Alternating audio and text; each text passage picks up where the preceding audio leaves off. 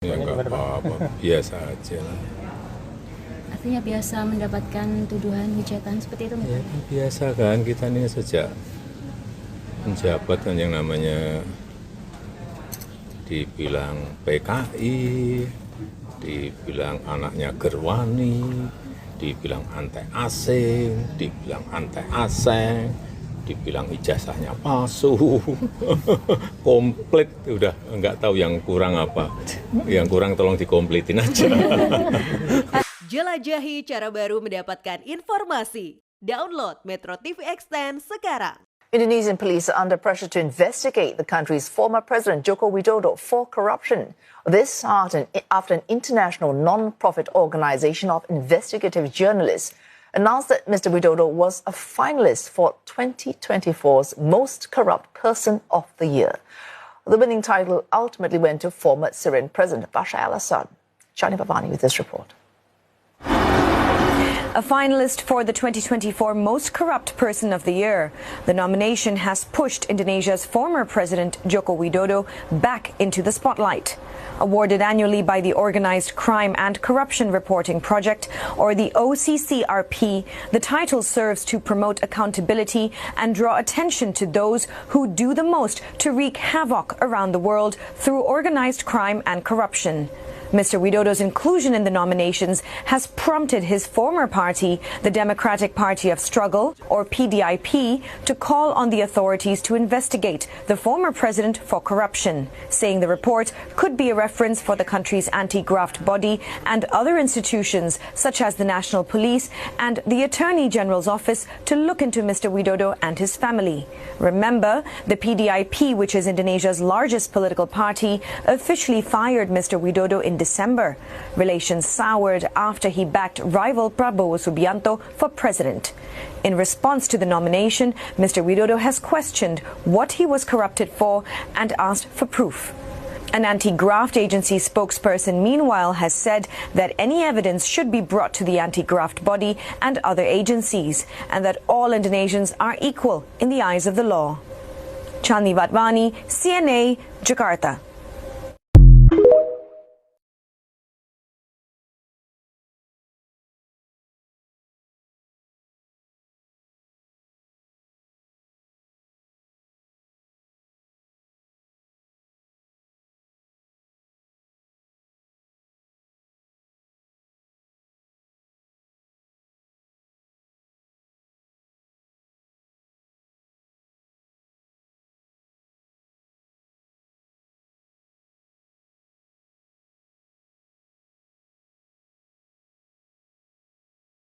Kemarin mantan Presiden Jokowi juga sudah memberikan klarifikasi dan seakan menantang. Tantangannya ada 4. 1, silahkan buktikan. 2, apa yang saya korupsi. 3, ini framing jahat.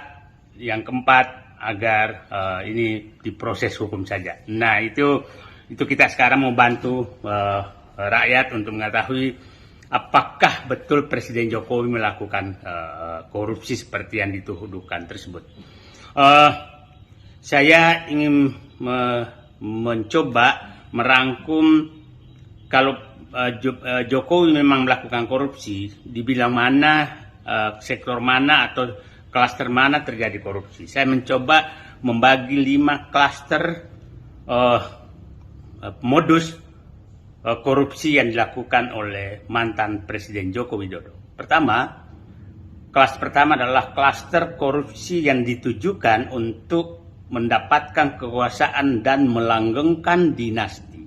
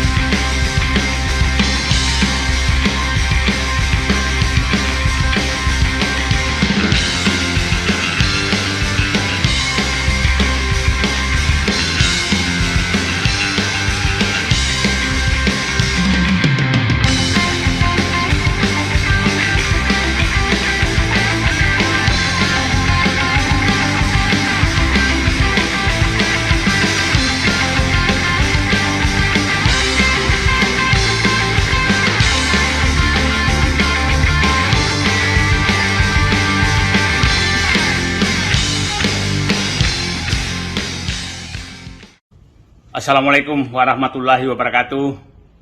31 Desember 2024, bangsa Indonesia bagaikan kena petir di siang bolong karena lembaga OCCRP mengumumkan mantan Presiden Jokowi sebagai finalis pemimpin terkorup 2024. Dan banyak yang kaget, tapi saya salah seorang yang tidak kaget karena saya memang menduga bahwa korupsi Indonesia selama pemerintahan Jokowi memang sangat-sangat marak. Nah, kemarin mantan Presiden Jokowi juga sudah memberikan klarifikasi dan seakan menantang. Tantangannya ada 4. 1, silahkan buktikan. 2, apa yang saya korupsi. 3, ini framing jahat. Yang keempat, agar ini diproses hukum saja. Nah, itu kita sekarang mau bantu rakyat untuk mengetahui apakah betul Presiden Jokowi melakukan korupsi seperti yang dituduhkan tersebut. Saya ingin mencoba merangkum kalau Jokowi memang melakukan korupsi, dibilang mana, sektor mana atau klaster mana terjadi korupsi. Saya mencoba membagi 5 klaster modus korupsi yang dilakukan oleh mantan Presiden Joko Widodo. Klaster pertama adalah klaster korupsi yang ditujukan untuk mendapatkan kekuasaan dan melanggengkan dinasti. Ini banyak contoh yang terjadi tentang hal ini. Masih ingat dulu kasus tentang ditutupnya kasus pelanggaran dan pelanggaran hutan, kemudian 3,3 juta hektar sawit itu hilang begitu saja. Nah, itu saya punya keyakinan bahwa ini ada kaitan dengan untuk melanggengkan kekuasaan sehingga perlu untuk meredam kasus-kasus besar dan bisa terjadi negosiasi di balik pintu. Yang kedua, klaster kedua adalah itu menjarakan lawan-lawan politik. Itu klaster korupsi kedua. Kita masih ingat bagaimana kasus-kasus menteri-menteri yang terlibat tahu-tahu dihilangkan begitu saja dan itu sudah diperiksa tapi tidak dilanjutkan. Itu adalah istilahnya korupsi sprindik. Masih ingat kasus impor garam, minyak goreng, HPH, kemudian kasus BTS dan berbagai kasus lain yang menguap begitu saja. Dan masih ingat kasus penggantian Ketua Umum Partai Golkar yang karena isu semua bahwa itu ada 11 sprindik. Itu korupsi klaster kedua. Korupsi klaster ketiga adalah ini ambisi pribadi. Ada 2 subklaster di sini. Klaster pertama adalah ingin punya legacy. Seakan-akan presiden berhasil tapi merugikan rakyat. Contohnya membangun kereta api cepat, membangun infrastruktur yang sangat mahal yang menyebabkan BUMN bangkrut, rakyat mengalami kerugian, membangun IKN dan membangun bandara-bandara yang tidak sama sekali dibutuhkan demi ambisi pribadi Jokowi. Ambisi pribadi kedua adalah terkait dengan keluarga. Masih ingat kita terkait dengan kasus penyelundupan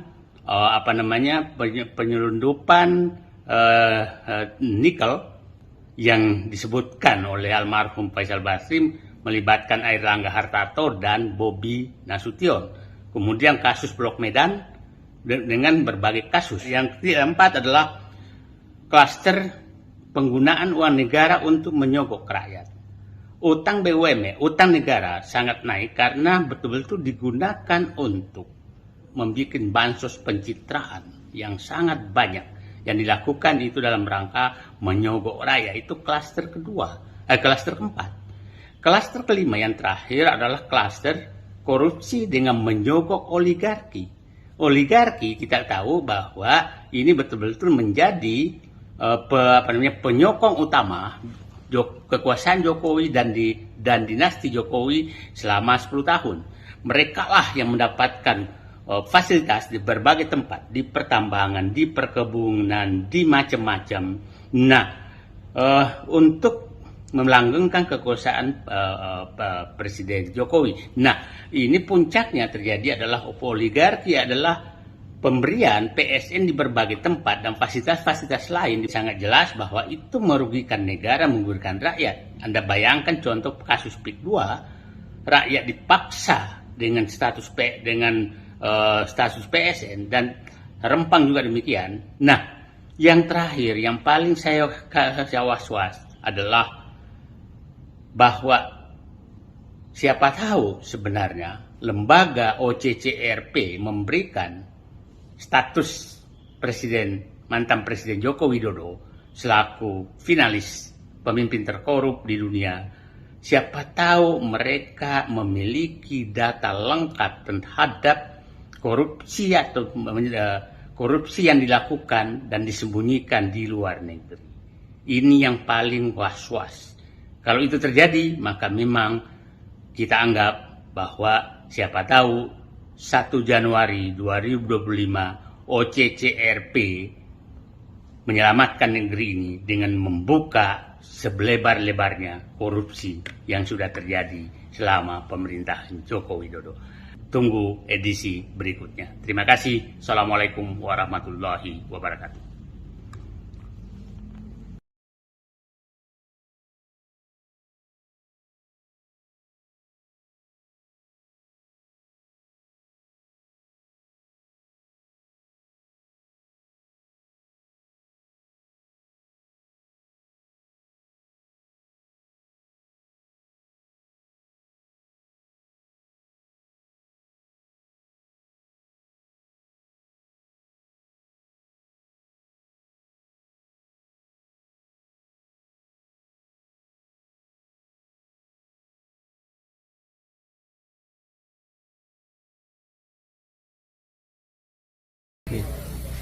Ini Pak yang ada soal nominasi. Sudah ada NGO internasional yang menyebut Pak Jokowi salah satu dari tokoh terkorup di dunia gitu. Ada tanggapan? Terkorup apa? Yang dikorupsi apa? Ya dibuktikan apa? Katanya dianggap memanipulasi sistem Ya. gitu Pak. Ada beberapa kriteria memanipulasi pemilu, eksploitasi sumber daya alam. Ya apa? Sumber daya alam apa lagi? Artinya itu tuduhan saja begitu. Ya sekarang kan banyak sekali fitnah, banyak sekali framing jahat, banyak sekali tuduhan-tuduhan tanpa ada bukti. Itu yang terjadi sekarang kan. Jadi menurut Bapak itu muatan politis? Ya ditanyakan aja. Tanyakan aja, orang bisa memakai kendaraan apapun lah.